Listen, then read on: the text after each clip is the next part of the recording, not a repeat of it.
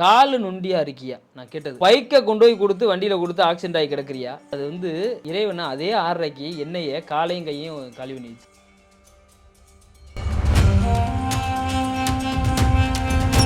கலியுகத்துல சடனா நடக்கும். அதுவும் அன்னைக்கே நடக்குங்கிறது கூட தன்வினி தன்னை சுடுங்கிறாங்க. அந்த வார்த்தை கரெக்டா இருக்கு. ஆம்புலன்ஸ்ல ஏற்றும் போது இது தோணுது. இத்தனை மணிக்கு தானே காலையில நம்ம பேசுறோம். சாயந்தரம் என்ன அது இறைவன் என்ன கொடுக்க வர்றாரு அப்படின்னா,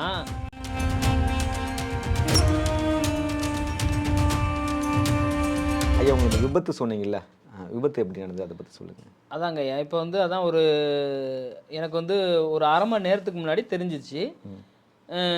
சாமி கும்பிட்டு நான் போகிறேன், யதார்த்தமாக போகிறேன். நான் திருப்பி ரெண்டு மூணு டைம் போய் நம்ம சாமி கும்பிட்டு திருப்பி நம்ம அதில் சரி ஓகே என்ன பண்ணுறது, நம்ம நடக்க போகிறது தெரியுது.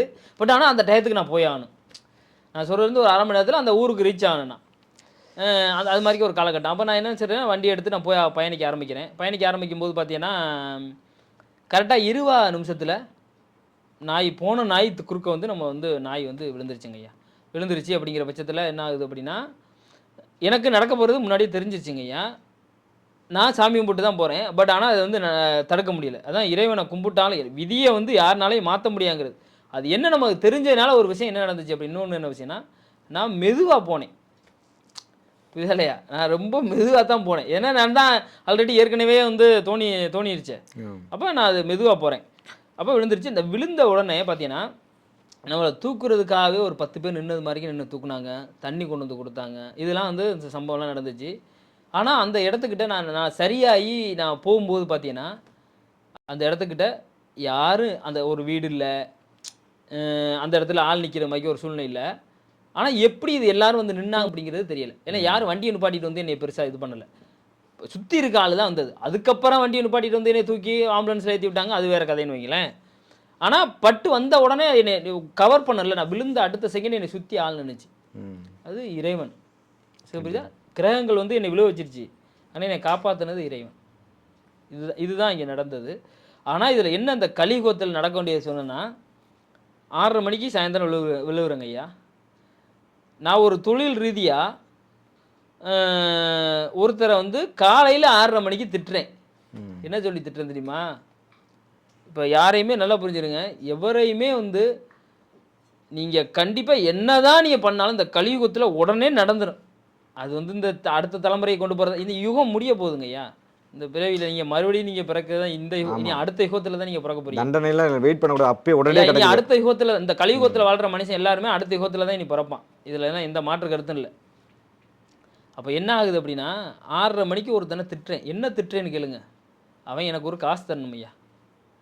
அவன்கிட்ட நான் கேட்குறதுக்கு அவன் இப்படி ஏமாற்றிக்கிட்டே திரியிறாப்புல. புரியுதா? ஏமாற்றிக்கிட்டுனா என்னை ரொம்ப மன உளைச்சலுக்கு ஆளாக்கிட்டாப்புல. ஒரு சின்ன காசு தான் வைங்களேன்.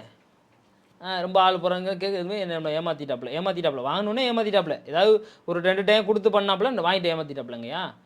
அப்போ என்ன ஆகுது அப்படின்னா, அவர் பார்த்தீங்கன்னா ஏண்டா இதை ஒரு ஆள் போய் நம்ம ஆள் போய் பார்த்துட்டு ஆளை பார்த்துட்டு அந்த 6:30 மணிக்கு என்கிட்ட ஃபோன் அடித்து பேசுகிறாப்புல காலையில் வெள்ளனையா.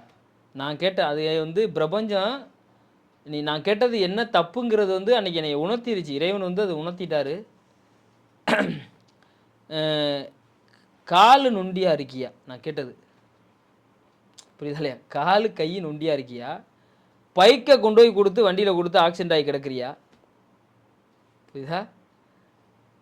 அப்படி இருந்திய அப்படின்னா நீ எனக்கு நீ பணம் என்னை ஏமாற்றலாம், நீ தராமல் இருக்கலாம். ஏன்னா சூழ்நிலைங்கிறது அதுதான். நீ என்னை ஏமாத்துற இப்படி இருக்கேன்னு கேட்டங்க ஐயா. அது இறைவனா அதே 6:30க்கு என்னைய காலையும் கையும் கழுவி நீச்சு. ஏன் அது என்ன தப்புன்னு சொல்லுங்களேன்.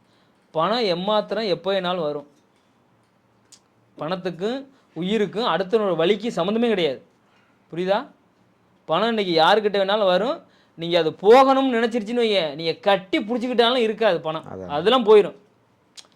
பணங்கிறது அது ஒரு புறப்பொருள், ஒரு டூல் தாங்கய்யா. ஆமாம், ஓகேங்களா? அது வரும் போகும். ஆனால் நீங்கள் சொல்கிற வார்த்தை உள்ள தைக்கும் வழி. ஆமாங்க, அது நோக்கி. ஆமாம், அது ஆத்மாவை நம்ம சிதைக்கிறது. அப்போ அப்போ ஏன் எதுக்கு இது என்ன எப்படி அது இறைவன் என்னை உணர்த்தினான்னு நினைச்சேன்னு அப்ப வைங்களேன். தன்வினை தன்னை சுடுங்கிறாங்க, அந்த வார்த்தை கரெக்டா இருக்கு. அதனால தான் நான் யாரையுமே ஒருத்தன் நல்லாருன்னு சொன்னாலும் நல்லா இருந்துருவான்.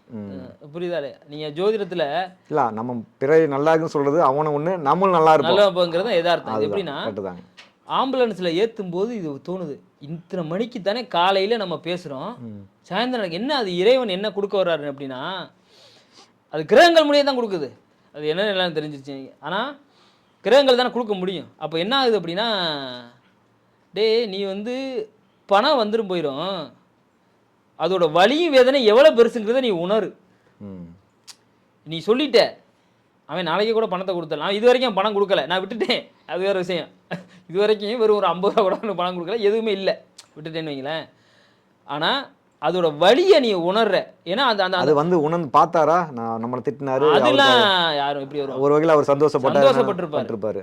அது பிரபஞ்சம் திருப்பி அவரு கொடுக்குறது. அது அப்புறம் ஐயா அது வந்து பிரபஞ்சம் இதே சந்தோஷப்படுவான். இப்போ ஒருத்தன் பேசிட்டான் விழுந்துட்டா, நம்ம மனிதன் தானே, நம்ம மனிதன் தானே, எல்லாத்தையும் தானே உணரத்தானே செய்வோம். ஒருத்தன் விழுந்துட்டா எல்லாரும் சிரிக்கத்தான் செய்வாங்க. நம்ம பண்ணுறேன் இது வந்து இன்னைக்கு நம்ம எப்படி வேணாலும் இருக்கு பேசுகிறோம். பட் இறைவன் வந்து எல்லாத்தையும் பார்த்துக்கிட்டு தானே இருக்காரு.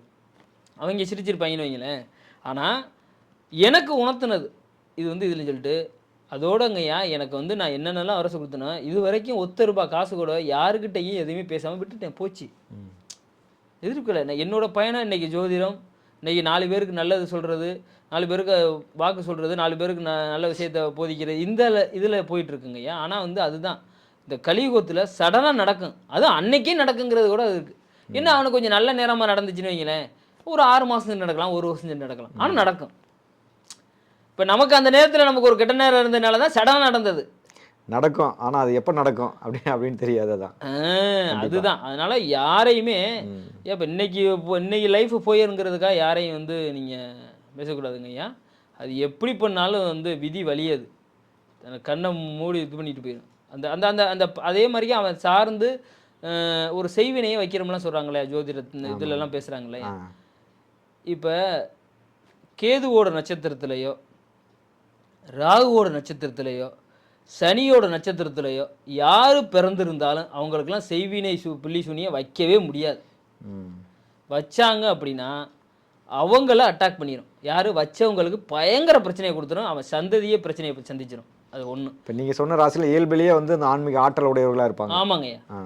ராகுவோட நட்சத்திரம், கேதுவோட நட்சத்திரம், சனியோட நட்சத்திரம்.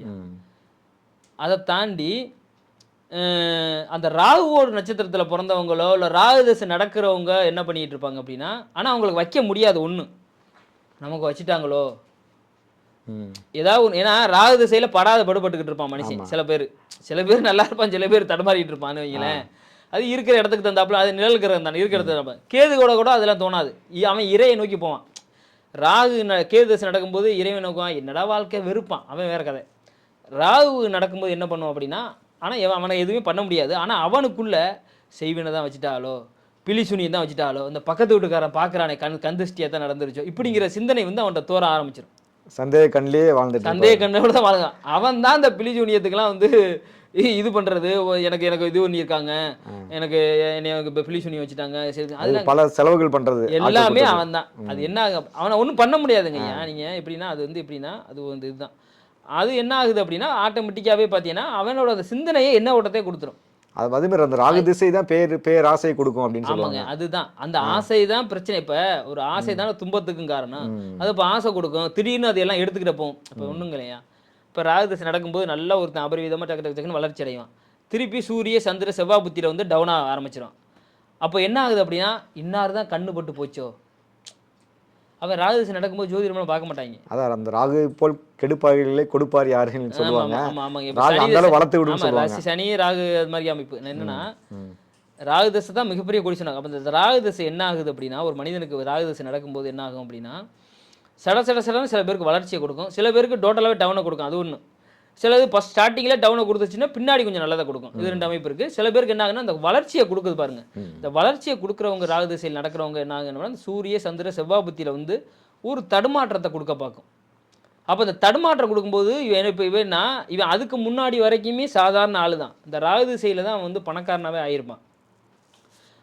அந்த பணக்காரன் ஆகும்போது இந்த சடனாக அந்த வாழ்க்கை டவுன் ஆகி வரும்போது என்ன ஆகுது அப்படின்னா, இவனுக்குள்ள ஒரு ஆஹா இன்னார் தான் வந்து பக்கத்து வீட்டுக்காரன் தான் ஏதோ மாந்திரிங்க ஏதோ பண்ணிட்டானோ செய்வினை பண்ணிட்டானோ இவன் தான் வந்து நமக்கு வேற ஏதாவது கெடுதல் பண்ணிட்டானோ இது மாதிரி ஒரு சிந்தனையை கொடுக்க ஆரம்பிச்சிடும்.